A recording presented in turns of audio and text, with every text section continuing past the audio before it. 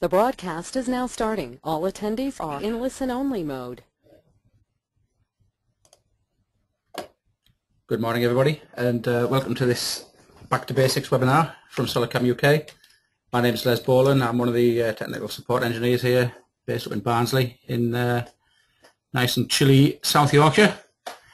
Okay, this webinar is intended for infrequent users and new users and possibly even non-users yet of SolidCAM. A bit of an introduction into the software, how it works, how you get started with it, a couple of basic strategies that you can use to get you going on a simple part, a couple of little hints and tips on how to use the features that have been recently added in SolidCAM 2014 and 15 that you may not have noticed, because what happens is you've had the product for years, you don't use it very often, you keep updating it every year, new features have been added, but you don't really take much notice of them, or you haven't even noticed that they're there. So we'll have a look at a bit of that. But I am going to start right at the very beginning, and it's if you are already a user of SolidCAM, you may find this first bit a little bit going over old ground, but this is intended for people who are unfamiliar really with not only with the software itself, meaning our software, SolidCAM software, but any CAM software. There's lots of people who really have no concept or idea of how it works and how it should work and why you do certain things, and it can be quite alien to a lot of people. Take into various scenarios as to why a company would have SolidCAM. We have at the top end we have a guy who perhaps owns the company, or is certainly in the upper management of the company, and they decide to specify SolidCAM because they've already got SolidWorks. It makes sense.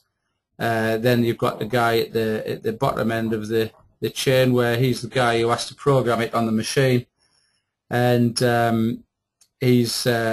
someone's made a decision that this is your programming language, mate, this is what you've got to use, and so that guy might think, well, I've never used anything like this before. So it's really an all-encompassing sort of webinar is this.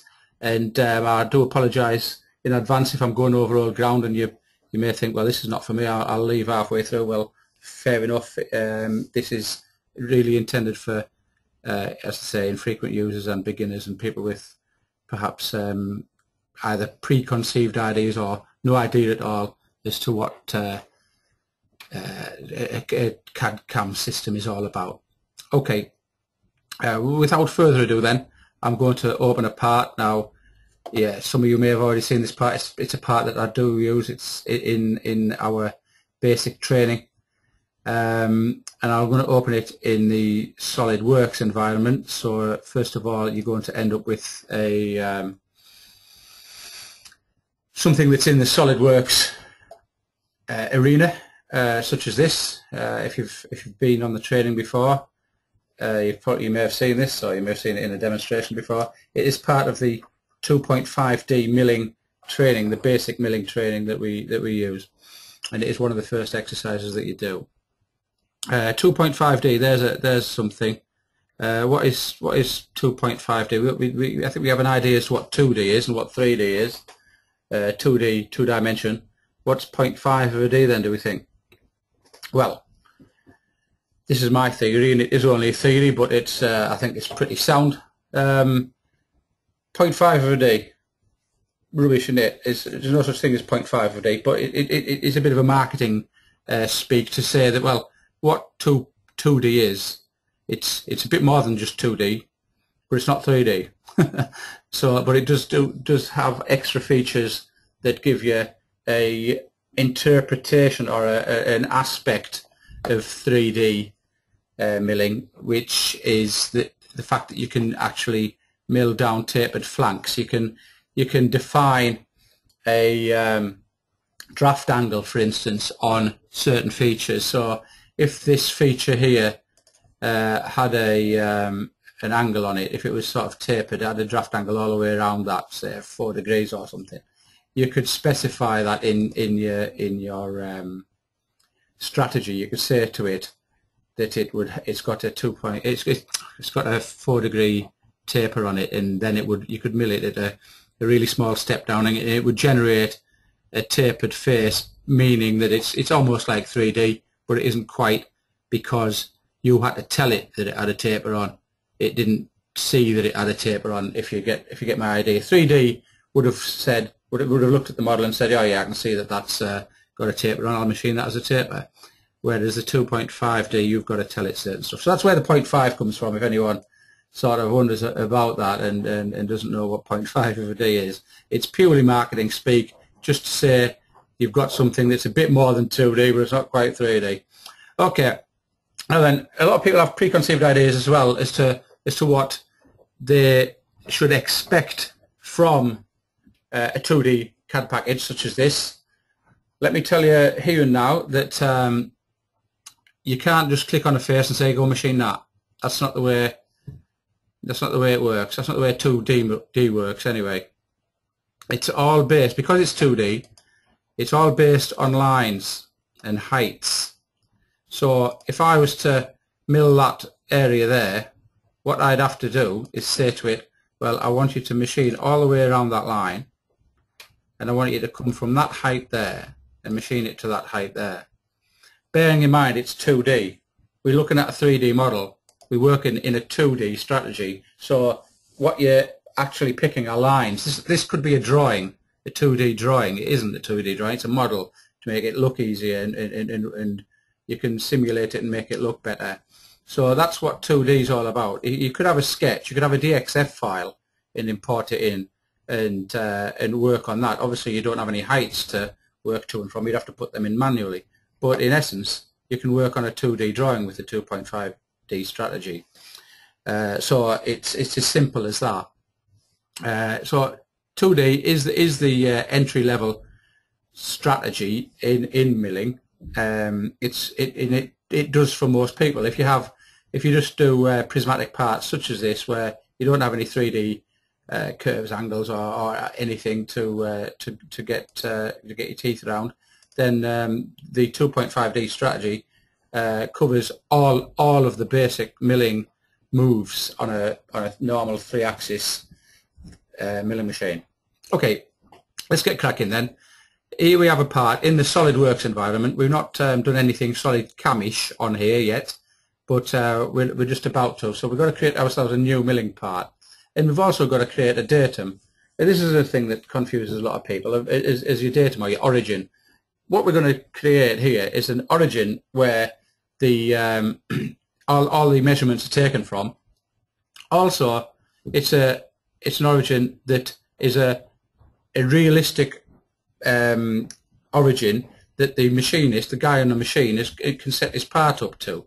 So it's no good clicking it in the middle of halfway through the part, on any old place. It's got to be somewhere where the guy he's going to mount it in his machine is either going to put it in a vise or he's going to clamp it down somewhere, and he's going to have to set his tools to the job to machine the part. So it's got to be somewhere realistic. A lot of people, I mean, I asked the question in the training sessions as to where some people would put the origin on this part, and I often get 4 different answers. There's no right and wrong. It's just whatever you're used to, or the working practices that you use at your business. Okay, let's get going then. So first thing I'm going to do is I'm going to click on the tab at the top here, and no, I'm not. I'm going to click on there and choose New. I'm going to choose New Milling, and here we get the new milling box open. I'm not going to dwell on this too much. Suffice to say, we're going to choose the method to save the part externally from the model, so you're creating an extra file. It already defines the name given from the actual SolidWorks model. It's called the Exercise 3, which is what the model's called. Saving it in the model file directly, so I know where it is. It's going to be parked next to the actual model. and I'm just going to click OK here for now. As I say, I'll not dwell on too much of what's in that box at the moment. Okay, so now we're in our SolidCAM environment now. We're still in the SolidWorks environment, but what I mean by the SolidCAM environment is we get our SolidCAM setting tab on the left hand side, and that's going to form our CAM tree. You may notice, more observant of you, there's a little extra tab opened here, and this is our SolidCAM manager, where we use our compile all our strategies, etc., etc. So first of all, I'm choosing my machine that I'm going to machine it on. You've got to choose that right at the beginning. I'm just going to use the default one that's chosen there. Then I'm going to define the coordinate system. So I'll quickly click on define, and it'll get me another menu up there for how to define our coordinate. Now I'm just going to pop this in a corner of the job on the top face. There's a few different ways you can do that.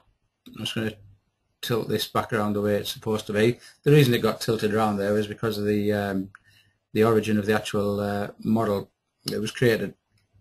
Okay, so we're going to create the first coordinate, and we are only going to use one coordinate on this. There's various situations where you would use more than one, but for the simple part that we have here, we just need to have the one for this one side of the job, and it's we want to create an origin where the Z is pointing down on the face of the job, a Z axis. So the first thing it's wanting me to do here is pick a face. It's got it already ticked. That's the first thing it needs to know. And it's where am I pointing to here? Well, you can just click on a face. You can click on any face that's pointing up towards the Z axis, towards the spindle, and it's plopped me right in the middle there. And that's because I didn't bother checking to see what it was already set at.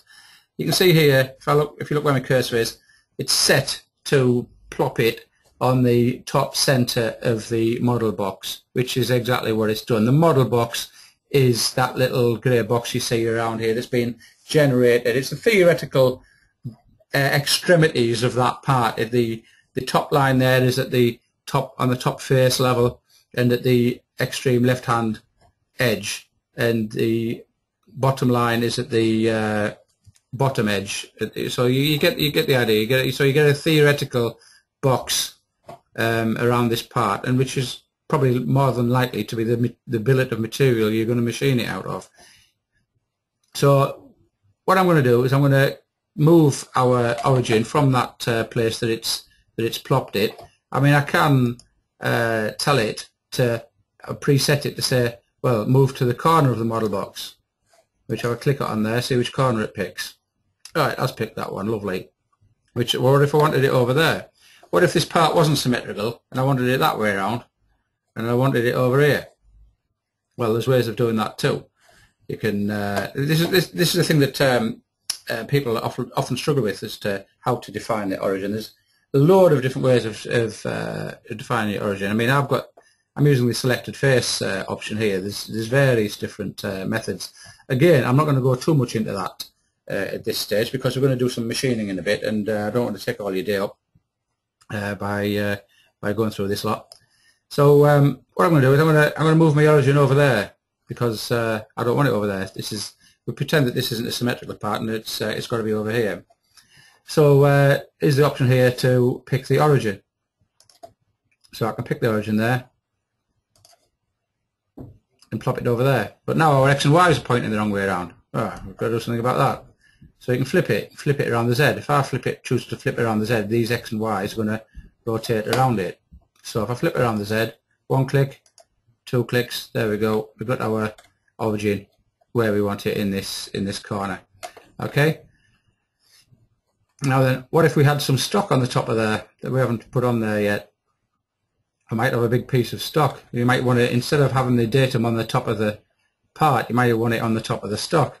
Well, then you can add it there. You could put perhaps 2 millimeters on there, and it'll lift it up. So you can put your origin where you damn well please. There's loads of options. There's nothing that would catch it out where you can't define it. There's always a way. There might be an instance where you think to yourself, well, on this part, these holes have actually been put in, and it's a very accurate part, and you may locate you may have a little spigot that you locate on a fixture on this bottom left hand hole. In that case, what you can do is you can change this, and you can say corner of a revolution face. Now that doesn't obviously make sense. Corner of a revolution face. Center of a revolution face. What the hell does that mean? But it's either in the center of a bar or in the center of a boss or something. So you have that clicked. If I click inside that little hole there, lovely. I think it's because I've already chosen the origin. It's not shifted it. Go on, change you. Let me just. Yeah, it's typical, isn't it? This. Right, hang on a second. It's because I've already messed about with it. You're expected to tell you what I'll do. I'll accept that for now.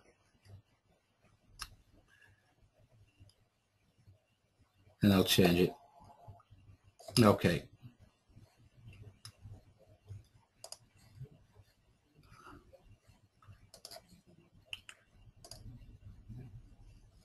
I'll edit that now. This is the sort of thing I don't want to to dwell on, as I say, to take up all your time. But center of a revolution face. Wants to pick a face first of all, so I'm gonna pick on that face. No, not. I'll click on that face to get the height correct. Then I'll click on center of a revolution face. There we go. It's plopped it in the center of there. Can you see?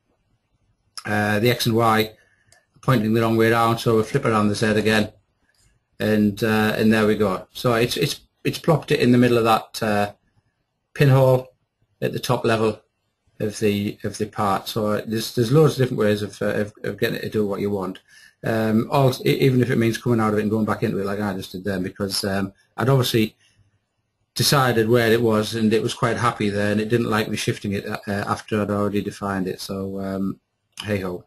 But I've changed my mind now. I'm going to pick my origin and I'm going to plop it back here again, which is what it's done. You can't see because it's underneath that black outline that was already there from the previous position. Okay, that's that done. Just thought I'd mention a bit of that because when I've been taking people for training and in various conversations I've had on the phone with people, it's often a thing that they're not sure about, or they can't get it where they want it to be. Okay, give that a click. Excuse me. So I've got the remnants of my winter cough there. Okay, I'm just going to create a bit of stock around that part now. You can predefine it by a box, which is what I'm going to do, and I'm going to just create a theoretical box around that part. By clicking on it, it finds the model and creates a little stock box around there. I can increase the size of that box to actually represent your stock, so I can increase it by 2 millimeters all the way around, so in the X minus direction. And as I do this, you'll see the box increase around it, which my mouse wouldn't keep shooting off into all different directions. And at the bottom on the Z minus, I'll put 5 on there, so so we can imagine that we're gripping on the part there. Okay, let's save that. And the target, which if you need to define it, you're basically telling it which of all these models you can see on your screen here is it got to machine. Well, it is obviously, in our case there's only one model on there, so that's what I want it to machine. So I'll give that the green tick, and now we're ready.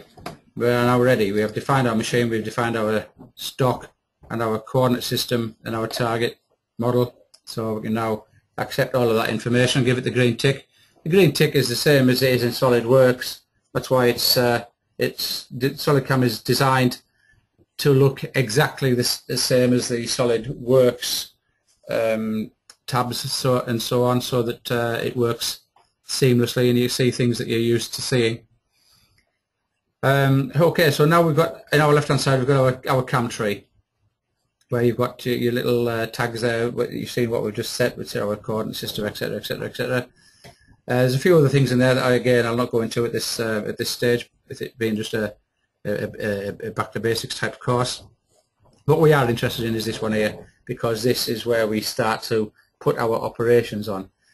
Now, in the way we would machine this part, we would face it off, and then we'd do the other features. We'd mill around it and then add the features. I'm not going to do the facing off operation on here at the moment. I'm just going to concentrate on doing a few of these little features here, like that one there and these 4 little lugs around here, because this is the type of thing that people get sort of confused in. So this is a little feature here. So what would we use to create that? What have we got in our toolbox, our armory to attack that with? What sort of strategy? What is it? Is it a pocket? Is it a profile? What is it? Is this a pocket? Well, I can tell you that it could be a pocket. You could use a pocket strategy, but for the most part, it's a profile. It's a profiling strategy. Is this? So if I decide to machine this area here, you know, in these faces here, what I need to do is pick my geometry and then choose my depths and create my toolpath. So that's what I'm going to do. I'm going to do it quite quickly, because I'm aware that your time is precious and you can't be afford to be away from doing what you're supposed to be doing while you're listening to me. So I'm going to right click on there, and I'm going to add a milling operation, and I'm going to add a profile. So once I've clicked on that, my profiling operation will open up, and here we have our profiling technology here. First thing we need is some geometry, basically your lines that you're telling it to mill along. So I click on new, excuse me once again, click on new, and we are looking to create a new flat geometry around this area here. So if I click there towards the right hand side, we get a little line lights up, yellow. I also get a direction arrow. That's the direction of the cut that it's going to take. So it's going to go clockwise around the part here. In the cutter, we want the cutter to be the left hand side of that line, and that'll be suitable for a climb milling type operation. Now I want to create that geometry line all the way around this top surface here. I want to go all the way around, and I could click on all these and continue on my merry way all the way around there. But SolidCAM makes life a little bit easier by giving the option to go all the way around in a constant Z fashion, which that is. We're on the same level. The line doesn't go up or down; it stays on the same plane. So we'll tell that to go all the way around there in a constant Z, and you can see there that it's completed the loop round back on itself. So, and it also says to me, "Hey, look, yeah, look at what I've done. Do you want that?" So I'll click yes, thank you very much. That's what I want, and it's created here a chain there now. A little what we call a chain. That's the geometry that you're going to machine around. Okay, so we're happy with that. That's what we want. Next thing to do is to choose our tool. So I'll click on tool, click select. We've got nothing in our tool library because this is a brand new job on a brand new machine, never been done before. So we've got nothing in our tool library. In normal practice, as you go along and create operations for jobs and whatever in the machine, you build yourself up a tool library. Or you could even do it at the beginning, you know, if you know what tools you've got in what pockets on your machine, or you've got a load of tools in the workshop. You might want to spend a day or 10 populating all this and creating tools for yourself here to make life easy for yourself. But we're going to create a new one. It's going to be a simple end mill, and we're going to have a 16mm diamond end mill to machine this part. That's all I'm going to put in there. All I'm going to do is tell it what the diameter is. That's the only thing that we really need to concentrate on at the moment. There's various other dimensions that you can populate, and you can add holders, and you can add all sorts of information like your speeds and feeds that you're going to use default for this tool. Now obviously tools can cut different materials in different conditions and different depths and what have you, so very difficult to have one default speed and feed set for the tool, but you can have it there. There's lots of stuff, lots of information in here. You can add a holder, whatever type it is, whether it's a BT40 or whatever. You can give it a shape. You can tell it what coolant it needs to come on with this tool. There's a myriad of information that you can put there. But all I'm interested in is, for the moment, is just telling you what diameter it is, because that's the most important thing we need to know. All the calculations obviously are based on that being a 16mm diameter tool. So I'm going to select that, and there we go. There's our information in there. Our levels now. Now in levels, what we mean by levels is, in the main part, is where you're milling from and milling to. You've also got another bit of information there for your positioning levels, which is your safety distance above the job. Sorry, in that case, your clearance level above the job, and your safety distance. Basically, your clearance level is the height that you want it to rapid down to, and also the height that you want it to come back up to before it moves to another feature. So in essence, it's the area, it's a safety area, safety height above your clamps, above anything else, so that you know that it's not going to smack into anything as it rapids about the place or whatever. So it's a distance that you know is a safe distance. Although it's called clearance level, because that is the idea. It's clear of everything. Your safety distance is basically your safety approach. It's where you from rapiding down to your clearance level, you then can fast feed down to a height above your cut level. Now this is a cut level that we're talking about here. It's not 2mm above the job, it's 2mm above the cut that you're about to take. So if I were taking a cut down on this step here, it's going to be 2mm above that as to where it's going to go down to.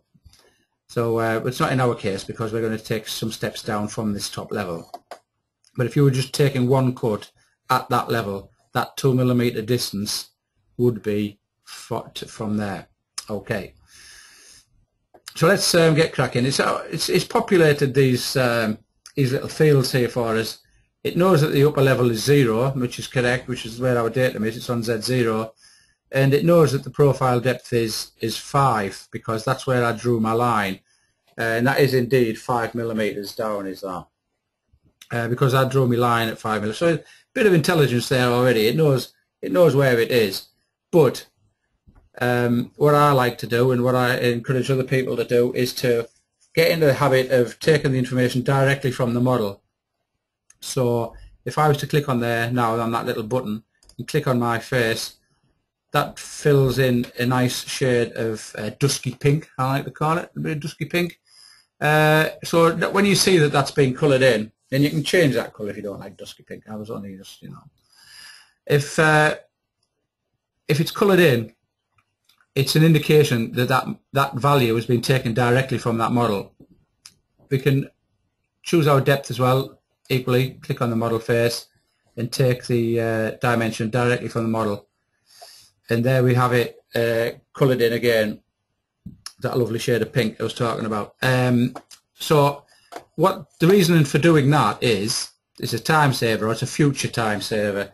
If someone came along in the design department and decided that actually that needs to be 6mm deep, and they change the model, and you go, well, I've just programmed that. Well, all you need to do, because you've taken the information directly from the model, all you need to do is reopen the model, your part again, and you'll get a warning up saying, someone has changed the model. Do you want to update? And you'll say, yes, thank you, Al, and you update it, and your feature that that's been changed, it'll just be recalculated to the new depth. So it'll be done automatically with that, and you don't need to go digging into your program and changing things and finding out what's been changed and what have you. It'll just change it automatically. So get used to taking as much information as possible that you can from the model. So the more dusky pink you've got in these little fields here, the less work you're likely to have to do in the future if someone comes along and decides to change that model, make a design change. Okay, next thing, that's our levels chosen. Next thing is our technology. Now technology in this case means this is how we're going to go about our business, how we're going to go about machining this feature. So the first thing we look at in the technology menu is the fact that you can modify something. Oh, what can we modify? Well, you've already chosen that our tool is going to be on the left-hand side of the line, which it is. We decided that, didn't we? We want to be on the left-hand side of that. A quick way of looking, we click on that geometry tab there. You get a little display as to, it shows you your geometry line, and it also shows you a little circle that represents your 16mm diameter cutter. It also represents where it's going to start as well. By default on this system, and you can change it, it will start, the cutter will start 25% along the first line that you clicked on. So armed with that information, you now know where to start clicking. I didn't click over here, did I? I didn't click over there or over here. I clicked on this line because that's the line I want it to start on. Or it start where my side of the, because if you imagine I'm stood at this side of the part, I want to see the cutter. I don't want it on over the other side where I can't see it. I want it over here. So that's why I clicked on that line, and that's why I clicked on this right hand side, so that my direction arrow points in the right direction as well, which can be changed, but I, out of habit, clicked in the correct place. So as you can see, start position by default been shifted to 25% along the first edge. You can put it anywhere you please, to be honest. You can also click on this button here and shift percentage of the whole chain. So it's gone to 0 there, which is right at the beginning of where I clicked. Or if I put my cursor in there, I can click anywhere along this line and say, well, I want it there, or I want it there. You can have it anywhere. You can absolutely have it anywhere. And it's a really handy feature. And this is in the profiling operation that we've got. Okay. Depth type of constant. If I drop that down, you can have a helical. You can move down helically, like the graphic illustrates just there. You can also have a predefined one where you can have it follow a line. Now this is generally, I wouldn't do it like that, I'll be honest with you. I'll just smash it back into your cutter. But if you didn't have a depth to go to, you're in fresh air, but you wanted to follow a profile so you didn't run out of flute length, you could follow the up and down the profile so that it contours up and down at the same rate as the profile, if you had a wavy edged feature that you needed to follow, for instance. Constant for us though in this case, and we're going to be going one way. We'll ignore that little rest material and chamfer button because it doesn't apply to us at this stage. I'm going to rough it first of all, and I'm going to step down 2.5mm. It's 5mm deep altogether, isn't it? So I'm going to step down it. I'm going to do it in 2 steps, 2.5mm. I've left a bit of stock on the top as well, actually, so the first cut's going to be a bit bigger, but we'll ignore that at the minute. Then I'm going to tell it to finish it as well in one pass. So what I've done here, if we just recap, I've held off the wall by 0.5 for our finished cut. I'm going to step down, rough it out 2.5. I'm going to finish then it at in one pass, and the step down value I'm going to leave it 0. If I leave it at 0, it'll do it at full depth, so it'll take 5mm. I could type 5mm in there and do the same thing, but if I leave it at 0, it'll do the at full depth. In link, we have a ramping feed. Ramping is a feed, and we have a lead in and lead out option. We've got none chosen at the moment. We've also got links between passes, where you're going to go. But once you finish one pass, where you're going to go? You're going to jump up to clearance level to hop over perhaps a feature that's there, a clamp or something. Are you going to keep the tool down, or are you going to go through the safety distance? Well, we may not know at this stage what we want. We'll have to simulate it and see what we think about it. And also through chains. Well, we've only got one chain at the moment, so we don't need to bother about that. So we've only got one chain, as you saw. What we're interested in though at the moment is creating a lead in and a lead out. So my old favourite, I like to arc in. I'll give that a bit of a bigger radius there, perhaps 4mm radius to arc into. and I'll arc back out as well, so I can just click that tick box there, same as lead in. These are the two options under here, motion control and miscellaneous parameters. Again, I'm not going to go into that at this stage. That's for a more advanced setup than we're going to do here. Okay, so once I've finished with all my settings, I'm going to save and calculate, which is this second button in here on the bottom here, save and calculate, and it's quickly calculated that. And if I just double click on the top of this ribbon here, hides that out of the way so I can see my model now.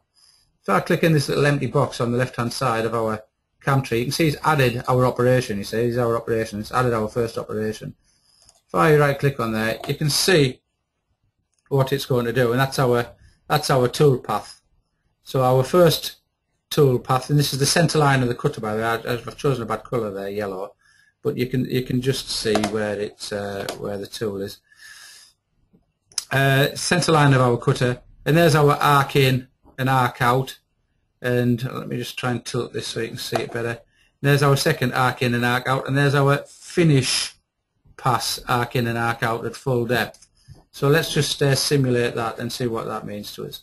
So I'm going to double click on this tab to bring our box back into view, and this little box here at the bottom there, this little rectangular box, that it represents our simulate option. If I click on that, it opens our simulation menu. I'll click on solid verify. It makes it easier to see.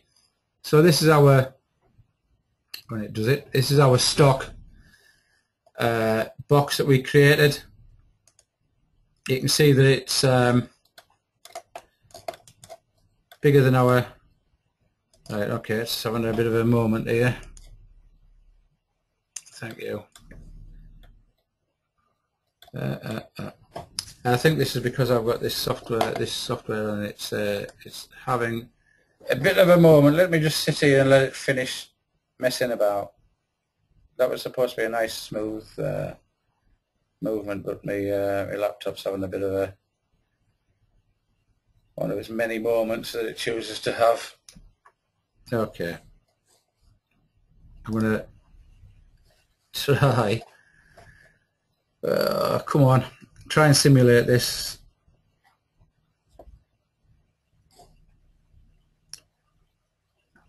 I knew it was going to have one of its days this morning when I first switched it on. You know, when you can tell when you look at your laptop and your icons start flashing on and off and are doing something slightly strange, you think to yourself, what's the matter with you? Anyway, there we go. Sorry about the graphics being far away. This is just what it was doing. So, oh my life! Right, it's not playing ball with me at the moment. It's going to. This is bad news. Okay, I'm going to close the simulation down now. It's obviously decided that Wednesday is not the day that it wants to play ball. Okay, we're back in the room. What I'll do, I'll simulate it using the host CAD. Oh, please stop it. Right. Bear with me. Sorry about this. It's this laptop, seriously. It's not the software. It's this laptop. Right, I'm going to do it in the host CAD environment so that we can see it without it having to have a big think. Yeah, it's because I'm plugged into the outside world speaking to you lot. It's the laptop is struggling. Okay, so we've got the representation in the host CAD environment, which means it's cutting on the live SolidWorks model, and we can tweak it about here and see what it's doing. And we've got a bit of a situation that we can see already. I'm not far enough away from the part here, am I? So what it's going to do, it'll come down. It's already hit the part. You see, and that's a fast feed, but too fast for comfort. So it's already rapid it into the part, or fast feeded into the part before it's even applied its arc on, and then it's come back off and then it's going to do the second step down, and it's arced in, gone round at that level, and then it's now going to do the finish pass that we left the 0.5 millimeter on, and then that's that done. So it's arced off and it's finished its little job. So we can see from that, you can see that we've unveiled the grey of the model there. You can see from that that's no good. That's not right. It's fast feeded down onto the part, so our lead in wasn't big enough. Also, we've just completely gone through here and left this little upstand here. We've taken the full width of the cut, a 16 milli, straight through there, made a right racket, and probably done the cutter no good either. So we need to deal with that. So I'll close the simulation down, and let's have a look at what we can do about that. Let's have a look in technology, which is, again, as I said, how we're going to go about our business. And we'll see immediately that what we've got here is something that we can use. We've got something that we call a clear offset. Again, terminology, not immediately clear as to what that is all about. Basically, what that is, we're wanting to clear an area. This is how I think of it anyway. We're wanting to clear an area. We're not just wanting to follow a profile around, because following that profile around just does exactly what you're just saying. It follows a line. It completely follows a line, and then that's it. Job's done. What we need is to clear an area, so we need to offset our profile. That's the way I look at the way that's worded. So you're clearing an area, so you need to offset it. So we'll use the clear offset option by clicking in the box there. The graphic isn't fantastic. Basically, what you're doing is you're saying to yourself, well, I want to hold off that profile that I've created around there. I want to hold off it because I want to clear the area around the outside of it first of all. So I'll hold off by a value, go around, then I'll move back in and go to the actual real position. So if I decide to hold off by, say, 5 millimeters, and then step over back towards it at 5 millimeters, that's going to give me what I want. You'll see if I save and calculate now, you see that 5 millimeters, you see it change, watch. Save and calculate, hello, it's changed to 4.5. It's changed to 4.5 because I've got 0.5 millimeter on there, so it's saying, well, you can't move in 5, mate. You can only move in 4.5 if you've left that on. That's what it's done there. Instead of giving you a warning or saying you can't do this, it's just changed it for you. So, just to recap, the original profile, I'm holding off it by 5 millimeters, and once it's done that, it's going to step back towards it by a value, in this case the maximum that I can, which is 4.5 millimeters. So I'm going to simulate that now, again, using our host CAD again, and we'll have a look across here, and you'll see all of a sudden we're in fresh air now. We're away from the edge of the part. We can click in, we can go down to our level there, and the next level, which is our cut level, and we know that we're in fresh air. We've not rapided onto the part, so we can safely arc in to our first cut and go around, and we've held off by enough of an amount to go around them edges there and clear that edge, and so we don't leave that upstand there. It is quite a hefty cut still. You may want to hold off by a little bit more, but this is just showing you how you can alter that. So we come around back onto ourselves, arc back off, step down to the next level, arc in, sorry, step over to the next, towards the profile by our 4.5 millimeters. That was so we've done, that's our second cut. Okay, so we've arced out, we've jumped up to our clearance level in this case because we know we've got to move over. We didn't have to jump up. We can change that. So we've then had to go down to our second level and our first cut, holding off the 5 millimeters, and then we arc in and move into the step over towards it by the 4.5 millimeters. And the next thing we want to do is do our finish cut at the full level that we wanted to do it at. And yes, okay, we're coming inside the edge of the job here, but that doesn't really matter because we've already machined it down to that level. All we're doing is moving in to take this wall finish off here, so we're not machining the bottom again because it's already done in the previous operation. Okay, simply pimply.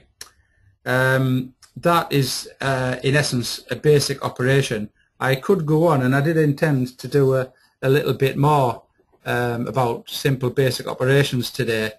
I see you're all still there. You still haven't, unless you're falling asleep.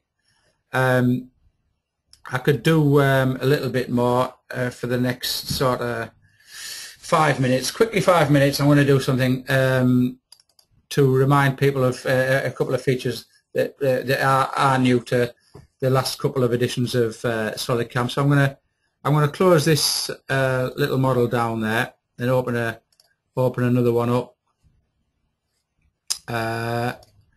And this one is a little exercise I did a few weeks ago that I did a webinar on. I'm just going to quickly look at this here.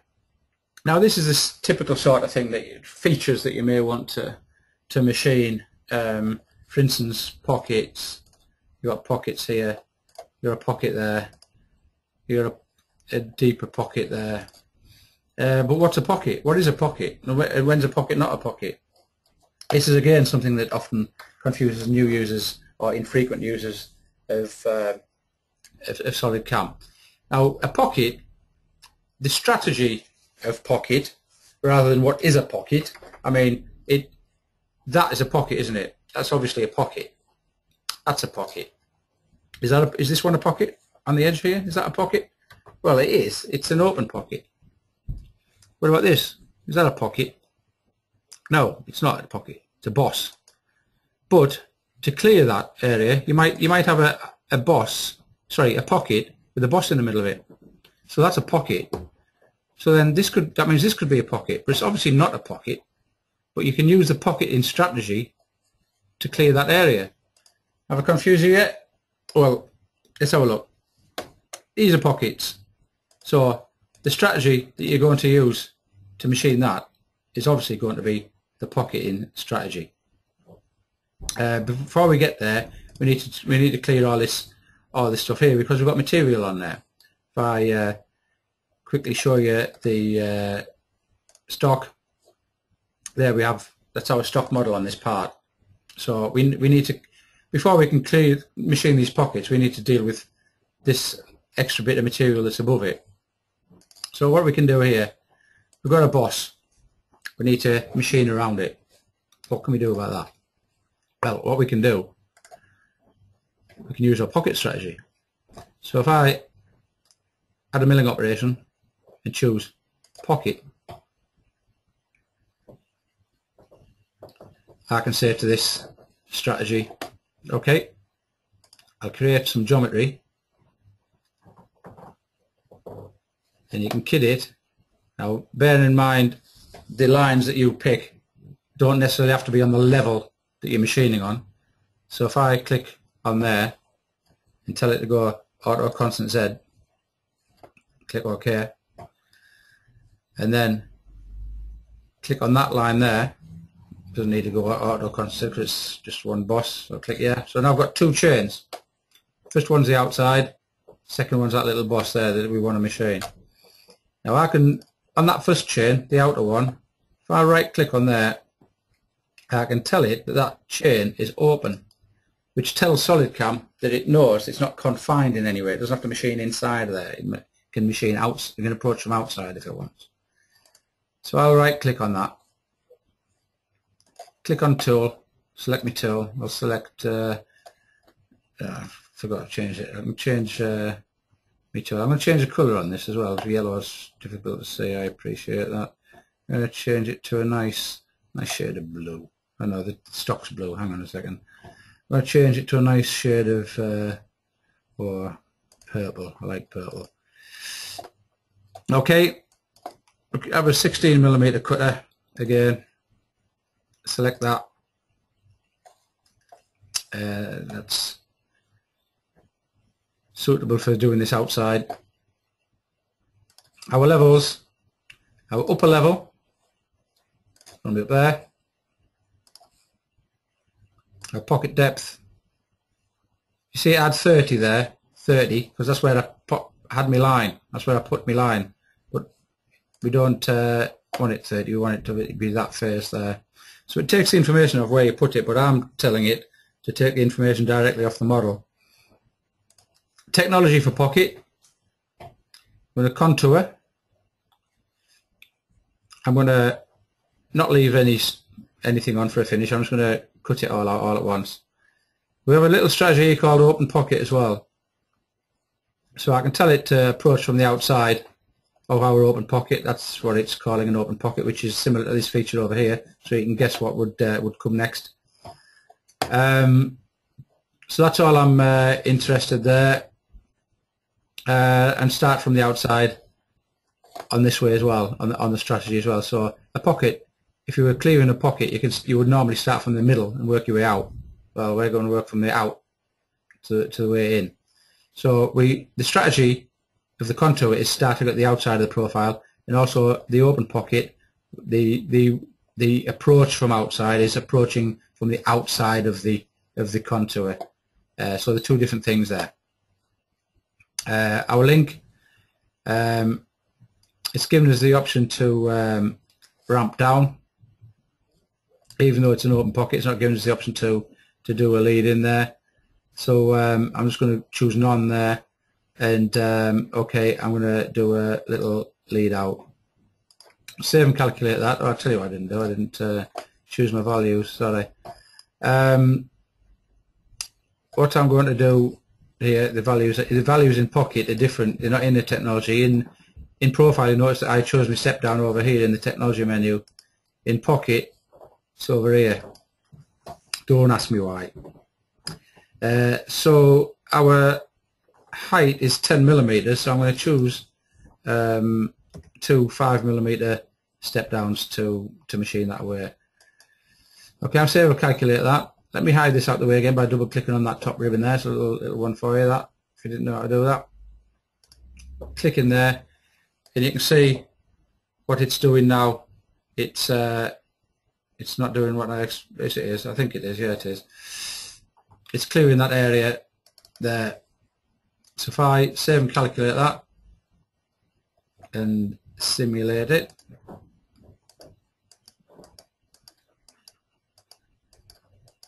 the first cut's missed for some reason. I think it's because of the stock.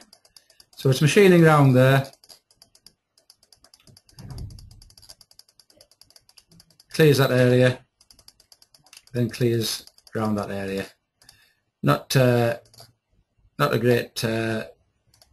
Oops, there. So I did the second one really quickly. So you can see what it's done. It's cleared around that pocket there. It's really a reasonable strategy to do. But that's all well and good. But it didn't do it really well, did it? Let's have a look at what else we can do there. If I look at our technology, our open pocket, you've got the option to use profile strategy. Let's have a look at what that does. Save and calculate that now, and look at our toolpath now. Can you see what it's done? Instead of just doing a pocket, it's looked at the profile here that we're machining, and it's decided to look at that profile. All them red lines is where it's repositioning itself to jump back and forth. So let's simulate that now. Let me take them lines off. I'll simulate that. You see what it's doing now? It's clearing them corners, and then just clearing all this area here towards the boss area. Just getting rid of all this extra space. Then it's clearing the other corners. Then it's just going round and round till it can move into the boss. So that's the profile strategy. That's the difference in doing this than using the normal pocketing strategy. So it's a very useful feature for clearing an area around a feature such as this. Okay, so that's that taken care of. Let's have a look at what else we can do. By the way, if you're doing another strategy that's similar and you're using certain features the same, like the same tool and so on and so forth, you can just save and copy the operation there and create another pocketing operation rather than have to create a new one. As it happens, although I am doing another pocketing operation, I'm going to change tools and I'm also going to change the geometry, so it's not worth doing that. So I'm going to add another pocketing operation. I'm going to change my tool to a smaller tool because my 16mm tool that I've just used is too big for these radii in this corner here. So if I start my geometry now, create some new geometry, and you can see what I'm going to do. I'm going to do them 3 pockets here. So if I start in there, it's going the wrong way around that profile, but it doesn't matter in pocket. You don't use the direction to finish the for the pocket strategy. You don't use the direction of the chain. It doesn't use that. If you were to then go in this pocket and then machine around it as a profile, then obviously your contour is going the wrong way around. I always like to get in the habit of making it go in the right direction, just out of sheerly out of habit. So if I reverse that so it's a climbing direction, and then I do an auto constant Z, there we go. That's our first one. Our second one is that one, yes, and our third one is that one, auto constant Z, yes, but this isn't a closed pocket, this third one. It's got an open edge to it here, and you may have seen when I did the other one that there's an option to create an open edge. Chain 3, which is that one, see a number on it there. Chain 3, right click, not mark chain as open, mark open edges. So I click on mark open edges, get the option to mark it as open, yeah, single entity. I'm just going to click that line there. See, it turns black. You can't easily see. I don't know why it doesn't turn flashing orange or something. Give the green tick, so you can now see your outline now has only got these 3 sides highlighted. That's been turned black, so it's telling you that that's an open edge.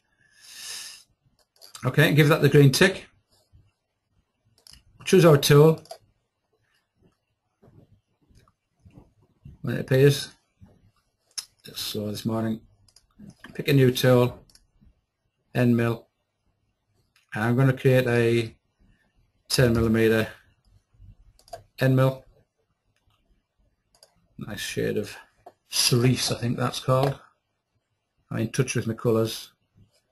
Okay. Here we are now with our pocket levels. Now you'll see that these pockets are 3 different levels. From memory, I think that's first one's 20, that's 30 or 20, can't remember. We'll soon find out. I think that's 5, that one. We'll soon find out what they are.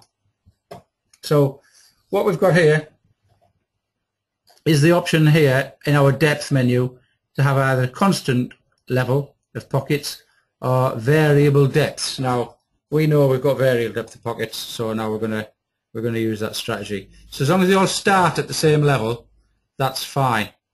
So let's have a look. So click on variable depth. Our upper level is there where we machine to last. So our variable depth, click on there, and it tells you what the depths of your each chain is. Chain 1, it's saying that my depth is 20. Well, I know it's not. So chain 1, click on there, its depth of it is 10. It is 20mm from the top of the job, but we're not coming from the top of the job, we're coming from 10mm in. So the depth now is only 10. Click on the second one, which is that one. It highlights it for you. That depth is 15. Click on chain 3, click on that level, that's 5. So there you go. You pick your levels off the model here. So now we've got multiple depths. So as long as we're starting from the same level, our pockets are going to multiple depths, and we can choose our step down. This is where we can't vary our step down. The step down value is the same for each pocket, but luckily for me, these are all divisible by 5, so it's going to be even on each one. So 5 is fine. I can also make it equal, just in case I was no good at maths and I couldn't work that out. It would even them out, and you can say that the maximum value step down is 5, so it takes even depths of cuts on each pocket. Our technology this time is the same as before. Contouring, I'm not going to leave anything on for finishing. Contour, I'm going to start from the inside, work our way out, but we have an open pocket, and it's one of them is open, so it's put an open pocket option there. So I'm going to say, well, use the profile strategy. Now we know what it does. Yeah, the little graphic there, it follows it around, and I'm going to also tell it to approach from the outside, which is obviously what we want to do on that situation. So SolidCAM knows that not to apply that strategy to these ones, because it knows that's not an open pocket, it knows that's not an open pocket, but it knows that is an open pocket. So that's why it's put this tab here, because I've told it that that's an open pocket. If I hadn't told it that was an open pocket, you wouldn't get this open pocket tab appear here. Okay, so use profile strategy, approach from outside, link, well, ramping, because in here we've got to ramp down somehow. I'm going to helical ramp down into the pocket, and where I can lead in, I'm going to tell it to arc in, and then it'll arc out on them all. Save and calculate that. What it's giving me here is a little warning. It's saying to me that the radius dash length will be automatically set to maximum available. What that means is that whilst I'm helicaling down in here, because I'm using a 10mm cutter and I didn't check what the diameter that it's going to helix down into, it'll be actually slightly less than the radius of the cutter, so it'll be about 9 point something. If it hasn't got enough room, it's going to just do it the biggest it can. That's what that's telling you there. If you get a little warning like that, that's what it's saying. It's saying there's not quite enough room to do what you want, but I'll do my best. So that's what it's going to do. Okay, let me just get that out of the way, and we'll have a look at our toolpath here for each of our strategies. So you can see here what it's going to do. It's going to helix down into that one there and pocket it out. It's going to helix down into that one there and pocket that out. Now can you see that helix diameter is slightly smaller than that one? That's what he was talking about. He's saying, well, I can do it there, but I can't quite do what you want there, so I'm going to make it the biggest that I can. So that's what it's done there. And you can see the strategy around the open pocket is completely different. It knows it doesn't need to helix down into there. I've told it to start from the outside. It is jumping up to the clearance level, which is not exactly what I want it to do there, but we can control that with our option here, rather than going through clearance level. We could choose to go through safety distance or keep the tool down. That may be an option. That's not always the safest option. Let's save and calculate that and see what that does. We should be all right. So it keeps the tool down each time. I'm going to tell it not to arc on either, because we don't necessarily need to arc on. We just need to know the normal approach. Okay, so let's simulate that and see what that actually represents. I'm going to click on the simulate option now, and we'll do it in HostCAD as we have been. And there's our stock as it stands at the minute. Obviously the blue areas, they're still stock. Where it's grey is where I've already machined to. Okay, so first of all we'll look at our first pocket and see what it does. It's going to come down and it's going to start helixing down into the job from our safety distance. Can you see that? 2mm above. We look here, Z, well, it's minus 8.49, which was, it started at minus 8, which was 2mm above the face that we cut in, yeah? So it's going to helix down nice and gently into that material. Just try and tilt it so you can see it. You'll see it start to cut the same colour as the tool I selected, which as we already know is a nice nice shade of cerise there for you if you didn't know what the colours were. For those of you who aren't married to women who like cerise coloured dresses, yeah, you pick up all these sort of things off women, don't you? Okay, and it's milling down there, and at the levels that we've said at 5mm, and helixing down. Once it gets to its level, it steps across and each time and moves over. Same with the second pocket. So that went to our first depth of minus 10mm from that surface. Now this one's minus 15, so it's going to take 3 cuts at it. So it's done its first one, it's on its way around to doing the second one, and now it's going to do its third one. And now the next one, open pocket, slightly different. It's going to do something different. It isn't going to helix down, as you've already seen. It's going to approach it from the outside and just whip it out like that. Isn't that neat? What do you think of that?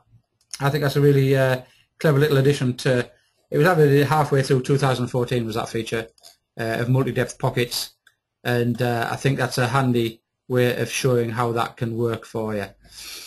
And the boss clearance, I'll just quickly, before we go, because it is cracking on, I know you've got important things to do, I want to just show you another load of tools in your armory in SolidCAM 2.5D, and this is your toolbox cycles.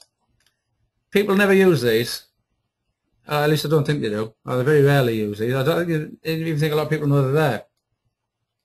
In here there's some predefined strategies, and they're very simple. I'm not going to go through them at the moment, but we may do some more back to basics where we cover these in the future, whereby a little graphic here shows you if you pick them 2 lines, this is what I'm going to do. And this is the spiral open slot. So it's going to do an open slot, and it's going to do it in a spiral.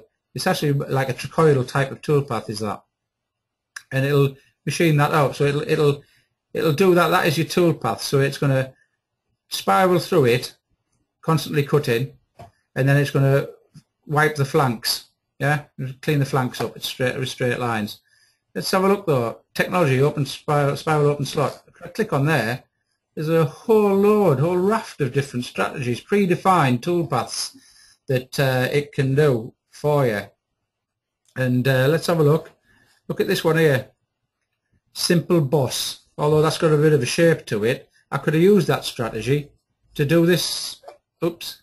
I could have used that strategy to clear this boss here, and it would have given me exactly the same toolpath, or pretty close to it, than the one you've seen where I created an open pocket. So instead of me having to click on them chains and then call one open and then go into my open pocket strategy and choose that and tell it how I'm going to do it, all I needed to do was go into that simple boss, pick the chains, and it would have done it itself without me having to do all of that malarkey in the open pocket. So I could have saved myself a boatload of time there. And there's a few other strategies that are handy here. There's another one called simple multi-bosses, so you can have several of them bosses sticking up and you get the same effect. There's a nice little one here, spiral pocket, because in the normal pocketing operation you don't get the option to spiral at the bottom. You can helically go down it, but you can't spiral outwards, whereas on here you can. And although that gives you shows you a circular pocket, it doesn't have to be a circular pocket. It can be any shape you please, and it'll spiral outwards by a predefined step over amount each time it makes a pass. So familiarise yourself with what's in there. They're self-explanatory, pretty much all of them. And the beauty about software is that you can play with it as much as you like. You're not going to smash a machine up. So play with them. They are good strategies in there. I will take some questions at the end of them. I'm going to call it a day now. We've been waffling on for over an hour, or I have. So if you've got any questions as to what we covered this morning, or even this is one for you. If you've got any suggestions as to what you would like covered in any future webinars that we may do here, please make a suggestion. I see has somebody got their hand up? No, yeah, no, nobody's got the hand up. If you want to ask a question, please click on the hand up thing and type your question in the box. I can't see that anybody is asking a question at the moment.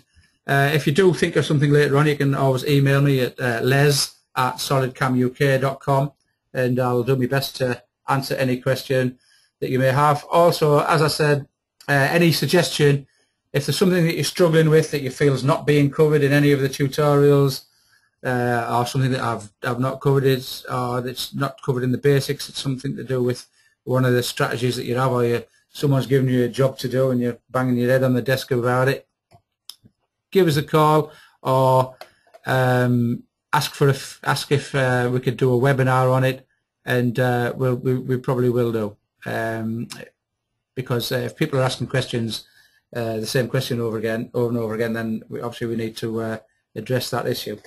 So okay, no one's asked any questions, so thank you very much for listening, if you still are listening, if you haven't gone to sleep, and thanks for attending this webinar, and hopefully I'll see you in any future webinar that we do on these subjects. Thank you very much, and have a good rest of your day.